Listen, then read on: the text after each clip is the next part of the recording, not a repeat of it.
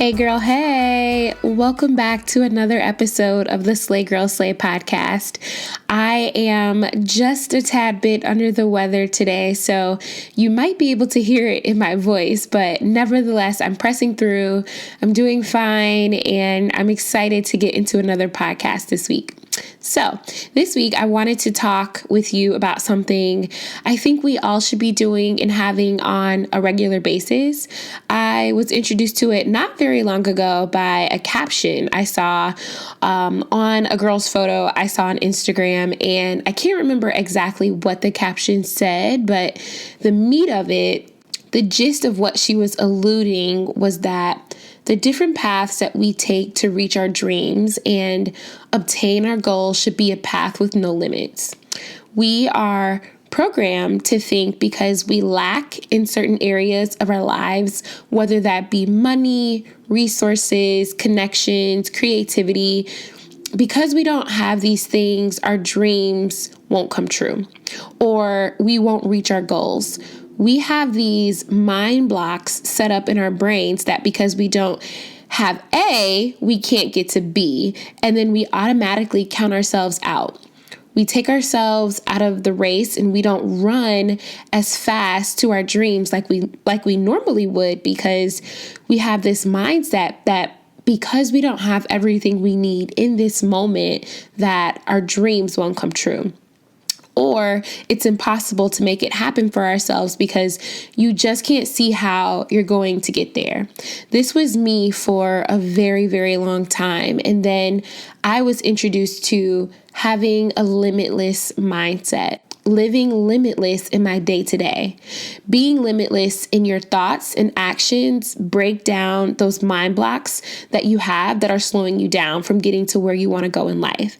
Having a limitless mindset is something that you actively have to do. And I'm going to teach you how to do that in a sec, but you have to choose to feel limitless every day when you wake up.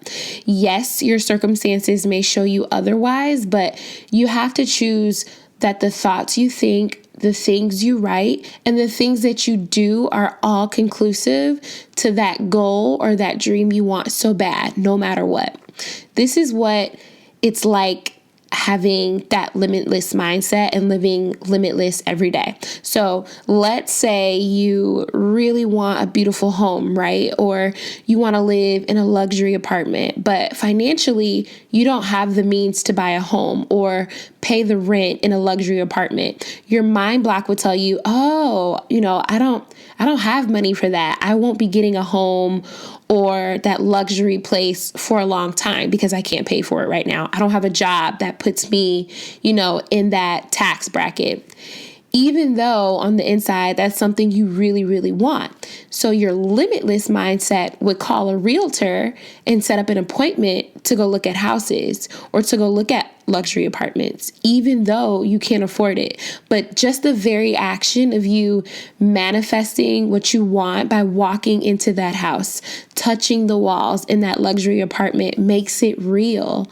It shows you physically that it exists and that this isn't just a dream that you have. And when you leave, you're going to be thinking of ways to add to that income so that you can come back and you can own that home, to own the keys to that luxury apartment. You get what I'm saying? The realtor or whomever is showing you the place does not have to know you're not buying anything. That's actually none of their business. You walk in there with your head held high, like you really are buying the place, because guess what? One day this will be real. Another example would be you one day want to own a business or a storefront. You may not know what type of business you want to have, right? You just know in your gut that you were meant to be a boss and an entrepreneur, and you just don't know how you're going to get there. Your mind block would say, well, you don't know how to run a business. You have nothing to run off of. You have no ideas. You don't know what you want to sell. You don't know what products or services you want to have. But your limitless mindset would start looking at empty buildings and storefronts for sale for that business. Your limitless mindset would start looking at websites, products, branding, marketing. Even though you don't know jack shit about running a business, you're still putting yourself in the mindset as if you do. So when you put yourself in that type of position and in a space as if you already own a business, that business will absolutely come to you. The ideas will come, the products will come, the services will come, the branding will come, everything will come together, but it won't come if you're still sitting at home trying to figure out what you're going to do, where to start, and just you're sitting there, you're crying because you don't have the resources to start it. When I first started SGS, I had no idea what I was going to do with it. I didn't have a name. I didn't know what I wanted to do with it. All I knew was that I wanted my own brand.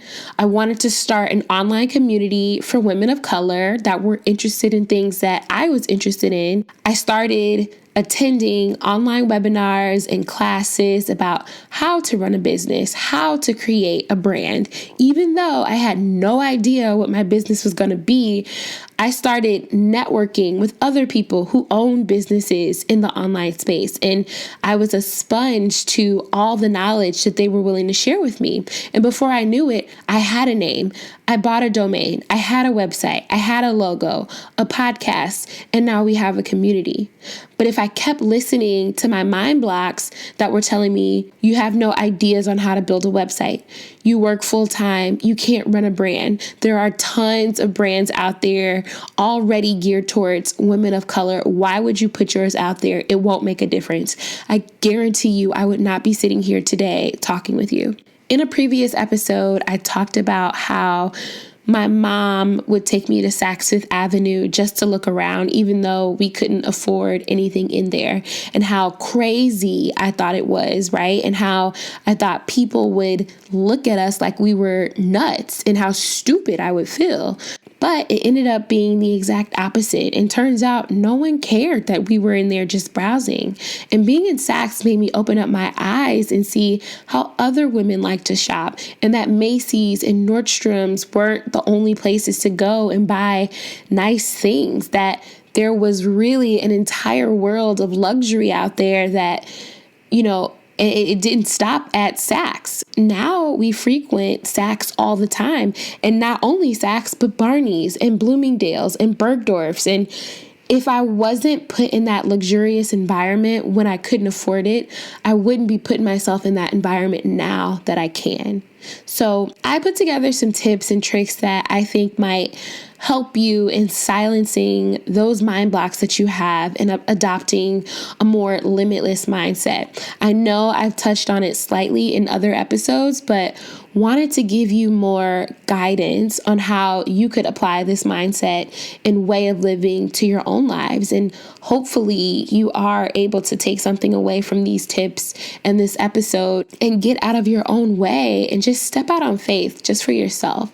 So my first tip would be, your ideas are never too big or too small, but should always be scary. Whatever it is, whatever your dream is, it's not too small or too big.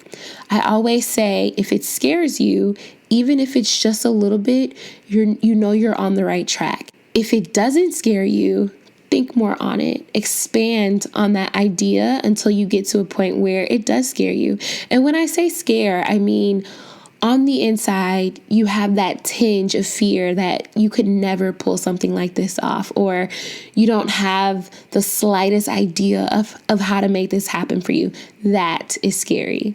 My second tip would be, what do you need to do to make those ideas come to life regardless of your circumstances? So think about what actions or what action steps you need to take to make those ideas come to life. Could it be going to see those homes, signing up for classes, even though you don't have anything yet, making appointments to meet with other people, going to the car dealership to look at cars you want, whatever it is, know what steps you need to take to make it happen. My third tip would be feel stupid. Yes, boo. Feel stupid, because that's going to be the first feeling you have when you take the action steps you need to take. Yes, it feels silly, and no, you may not be buying anything. You may not be able to afford what you want. You may not have the ideas yet, which in reality does seem stupid, but do it anyway. Do it over and over and over again until it doesn't feel stupid anymore, until it feels like you really are supposed to be out there taking those action steps that you're taking. It doesn't have to be anybody's business either. It can be between you and God. And to be honest, that's all that really matters anyway. My last tip would be set your expectations. None of this will work if you're doing these fearless things, but on the inside, you still don't think it's going to come true. You have to have faith. So yes, feel stupid, but still have that faith that whatever it is you're doing right now, one day won't just be a limitless activity you're doing, but it's the real deal. The Bible says expectations create faith. You have to walk as if you are expecting these things to happen for you, no matter how long or what your current circumstances look like. If you said to yourself, I'm going to be a homeowner, and if you're visiting those houses without a dime in your pocket to put down for a down payment, but in your heart, you're expecting one day, someday soon, that you will, I guarantee you that it will happen. When it comes to our dreams and our goals, all we know is there is a beginning and then there's an end game. We have no idea what's going to happen in between. But if we position ourselves and change our mindsets while we work through the middle to get to that end game, we are much more committed to seeing these ideas and dreams we have come true. Living limitless takes the focus off what we don't have, and then it puts the focus on what we need to do to get to what we want. Through these limitless activities that we do, it forces us to just get a taste of what it's going to be like one day when we finally do get that car, when we do get that home, when we can, unlock the door and walk into our very own businesses, our boutiques, our own firms. Some people may not like this idea because they tell themselves that it's stupid. Why go shop for houses when you don't have the means and resources to shop? Why go look in the Chanel store at purses when you don't have the money to purchase one? Even though in your mind you've envisioned yourself walking into work like a boss, looking fabulous with your Chanel bag. That is okay. Let those people think that way. That is them and this is you. I live and breathe doing whatever is necessary to make it happen for myself. And if that means I got to speak some things into existence and act as if these things have already happened for me to keep me focused during my current circumstances and show me that one day it is possible, then that's what I got to do. Nobody is going to get you to where you need to go but you. Nobody is going to get those ideas off the ground but you. Nobody is going to keep your motivation going, keep you invested, and keep you running in the race but you. So do what you need to do and what is necessary to get yourself there. That wraps us up for this week. I truly hope you challenge yourself to think of ways you can start manifesting the things you want in your life. I hope that you go forward with great expectations in your personal lives, in your businesses, in your professional lives, and start expecting the things you want to happen and have that faith that they actually will. But putting some action behind that faith and staying focused on what you need to focus on to make your dreams a reality.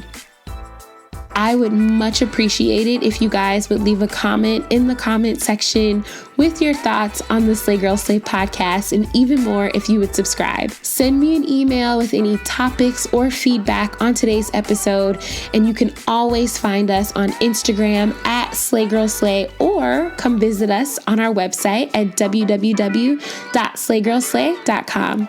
Until next week, we will chat soon. Peace.